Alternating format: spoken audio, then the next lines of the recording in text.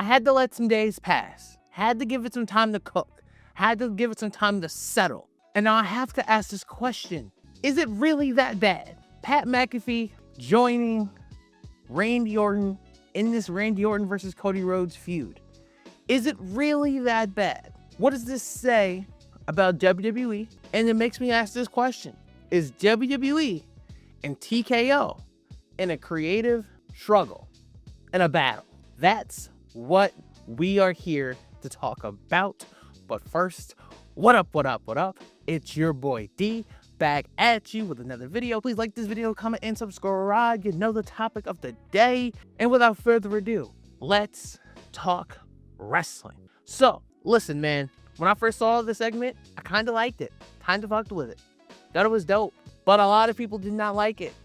A lot of people were upset. A lot of people have been going off and going on and on and on about what this means for WrestleMania. And this is the reason why ticket sales are low. And is Cody a drawing champion? Okay, cool. I got some issues with it too. Don't get me wrong. Pat's talking about bringing the Attitude Era fan back. Randy Orton's not a member of the Attitude Era, so why the fuck would this matter? Don't get me wrong. One of the most underrated times in wrestling, the Ruthless Aggression Era was bangers, fire. Well, we don't talk about that, but that's okay. Even though that's the era Randy Orton belongs in.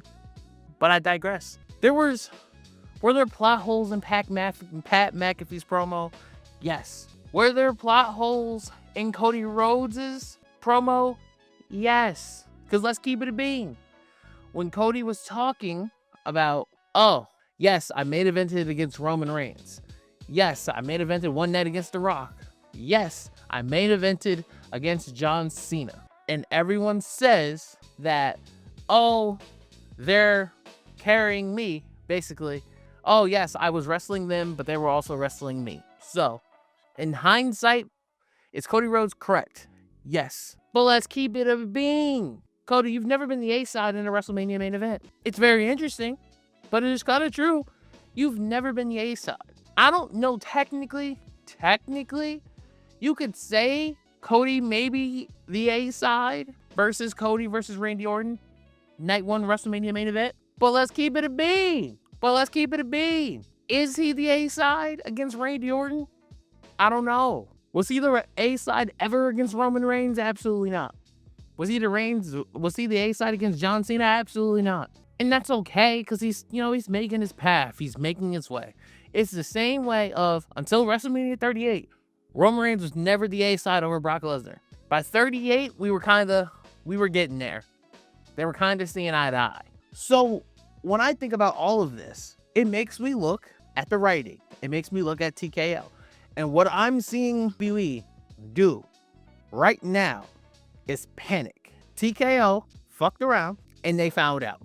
They put those ticket sales so high that they genuinely just thought, oh, they'll buy them. We don't got to worry about it. They'll bitch, they'll moan, they'll complain, but they'll buy tickets. TKO, they fucked around and they found out. There's like 40. This will probably be the lowest selling WrestleMania ever. Not because of the talent, not because of the stories. It's because the tickets are too damn high. It's not rocket science. When people see the low ticket sales for WrestleMania, people's first instinct is to clown the wrestlers or clown the stories. And when in reality, motherfuckers is broke. People are broke. Gas is at all-time high. Bro, I'm in the New York area. A flight from here to Vegas on WrestleMania weekend right now is like $500 round trip. So when you're talking about paying $500 round trip, then then buying a hotel somewhere on the Vegas Strip, and then getting 2-day WrestleMania tickets, that's a steep price. Hella steep. And then you're talking about, but here's the good thing though. Here's the silver lining that I just thought of. If these WrestleMania tickets is low, and with everything going else on in the world, what do they think a WrestleMania in Saudi Arabia is going to look like with Donald Trump as president? What do you think WrestleMania looks like going to Saudi Arabia when they can barely sell out Allegiant Stadium this year? I don't know. If that makes them think about not doing this, then maybe it's a win in the long run. Because I saw something once that said that they truly believe people will travel to Saudi Arabia for WrestleMania. And I'm going to use the same analogy again. TKO is going to fuck around and they're going to find out. Now, back to the storylines. I've never been a Cody Rhodes versus Randy Orton fan. I have never said, oh, even when he came back, I was never excited for this feud. Because I'm going to be honest with you. Hot take alert. Brace yourselves. There was nothing there from Jump Street. Nobody cared. And what I mean by nobody cares is in 2009, right? When the Legacy was a thing. Name me one person who looked at Legacy like an all-time group. Don't worry, I'll wait. No one ever looked at Legacy and was just like, oh, they could go toe-to-toe with NWO. They were fighting DX back then. Okay. Legacy wasn't the NWO.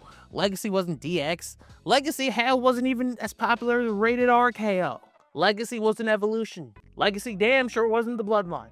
So, and then on top of that, you go to WrestleMania 26, they had a triple threat match between Ted DiBiase Jr., Cody Rhodes, Randy Orton won. Storyline over. That's the Legacy story. Now, are there personal stories between Cody Rhodes and Randy Orton? Yes, absolutely. Was Randy Orton Dusty Rhodes' last match? Yes. Was Randy Orton Cody Rhodes' first match in WWE? Period. Yes, it was. Those stories are cool. They're great. But let's be real here.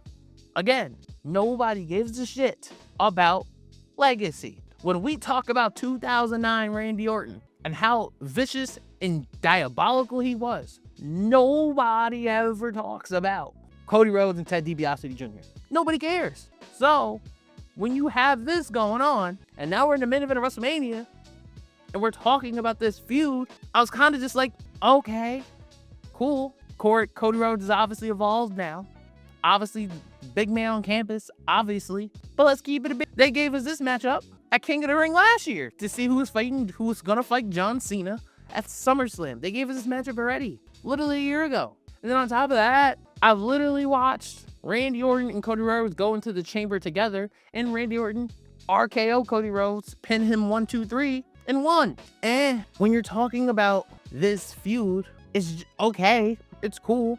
There's stuff that interests me. I'm not gonna tell you that it doesn't interest me. But like, am I really excited? I'm gonna say something that people are not gonna like. Another hot take alert. If you genuinely think this Cody Rhodes versus Randy Orton should main event WrestleMania over Roman Reigns versus CM Punk, fuck out of here. I'm willing to make the argument Brock Lesnar and Obafemi should main event night 1 over Cody versus Randy. Are they really gonna do that? No, of course not. But give me a break. Give me a break. You know? And I just feel like we're in a panic and they're kind of just going, well, fuck it. We got to get to these next 2 weeks, bro. I don't know what you want me to tell you. It kind of feels like the company's ready for WrestleMania to be over. And it makes sense because they're charging you out the ass for everything. If I'm not mistaken, let me ask y'all this. For anybody out there who's been to a WrestleMania before, TKO. So that means we're talking WrestleMania, let's say WrestleMania 38. From WrestleMania 38 to back, wasn't Access always free? Wasn't WWE Access always free? Because now, to go to Access, you gotta pay. To go to WWE World, oh, you're paying a steep price. A steep-ass price. And then, on top of that, I'm pretty sure the Hall of Fame used to be free because if you went to SmackDown, they just did it all in the same arena. But I'm pretty sure it's like $1.70 a ticket the last time I checked on Game Time about the tickets for Hall of Fame. So you got that. There's exclusive parties and shit that you can pay for to go to. Like, they are charging you up the ass to go to all these events. And that's the problem. It's not the fact that WWE fans aren't interested. It's the fact that wrestling fans can't afford to go. Nobody's taking out a second mortgage on their house to go to WrestleMania, bro. That's it. It's that simple. And then on top of that, when you add that with the stories you're telling us, and then it kind of makes me wonder, and I understand that there's been a lot of injuries. I understand. If you ask me what WrestleMania this feels like, we're hoping for a WrestleMania 31. When you look at the card for WrestleMania 31, the matches at WrestleMania 31, all bangers. There were bangers on that card. As a card, when you look at the card, But the reality, we're looking more like WrestleMania 32, when half the roster was injured in big-ass Dallas, Texas. We kind of were just like, the whole card was at best, because at the end of the day, nobody really wanted to see Triple H versus Roman Reigns that damn bad. It was kind of just like, okay, we're here now, I guess. So that's what we're looking at. And it just makes me ask these questions of just, where are we going? And then on top of that, with the talent that we have, which is still why are we not telling better stories? And I've said this from day one, and I'm going to say it again after I wrap this video up. The night after I don't care if it's the night after WrestleMania, after Backlash, you want to wait.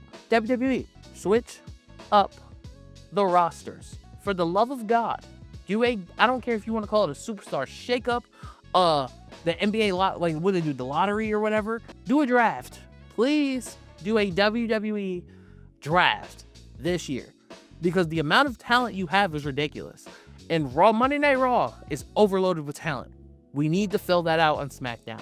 And yes, are there young stars who are getting busy on SmackDown? You're damn right they are. Has SmackDown been better in the start of this year than last year? Absolutely. But look at the women's division on SmackDown. Now look at the women's division on Raw. Completely different. You need to fill that out, because you're starting to have all this talent in the mid-card on Monday Night Raw, which is great, when they could be main players on SmackDown. So when you look at people like Tiffany Stratton when she was women's champion, now you got Jade as champion, they were having the same matches for a hot minute over and over and over again. Thank God they put Rhea Ripley on SmackDown. Thank God. Because every week I felt like I was watching Jade versus Jordynne Grace, Jade versus Meechin, Jade versus B-Fab. When it was Tiffany Stratton over there, it was Tiffany Stratton versus Nia Jax every week. We don't need to see this anymore. Like, man, I hope we figure it out. I really hope that we figure this out. We got to do something. And hopefully I'm putting my trust in Triple H that he will figure it out. It's going to take some time, but they got it. They can do this. I know they can. Can they fix WrestleMania? Probably not. It's 2 weeks left. It's not really much time.